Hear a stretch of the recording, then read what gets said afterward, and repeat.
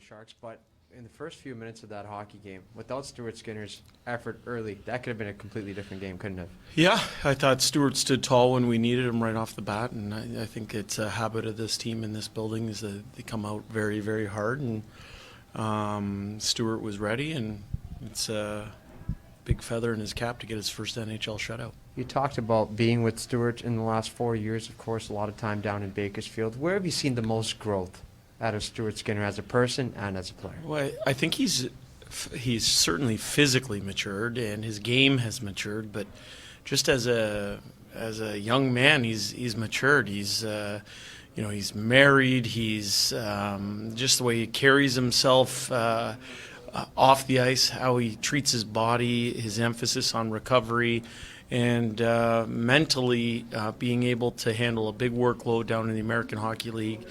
And find ways to win games at that level, and to see him transitioning to beginning his NHL career, I'm proud of him because I do have that relationship going back 4 years with him. What were you most pleased with, just with your team's effort tonight? Well, we asked our players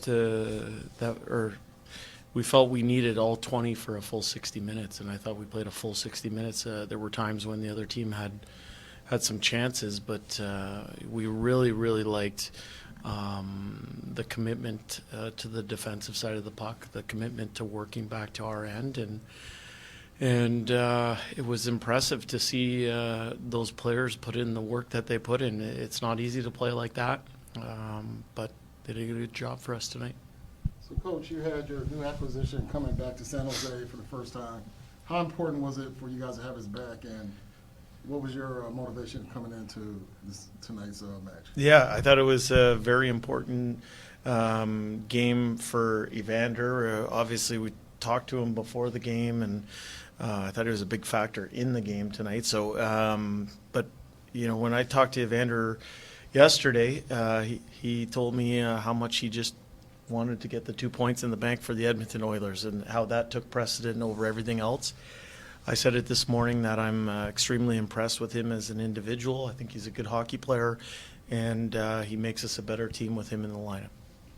Jay, Darnell Nurse picked up his 50th career NHL goal. I know it's not a big milestone in terms of like the hundreds and 250, 500s, but a milestone nonetheless. Yeah. When you look at the importance of a guy like that to this team, maybe just share some thoughts on that. Yeah, I mean, Darnell is money in the bank with being able to play big minutes on the back end against the best players in the world. So, I think I've also seen Darnell since first came into the NHL. I haven't seen him in the last few years, but other than that training camp or on television. But he's somebody who's really grown his game.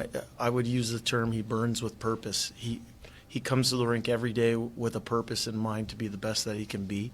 He's someone that is serious about his craft, and I really believe that he's only scratching the surface. Is there an underrated aspect of Darnell Nurse's game that not a lot of people talk about, in your opinion?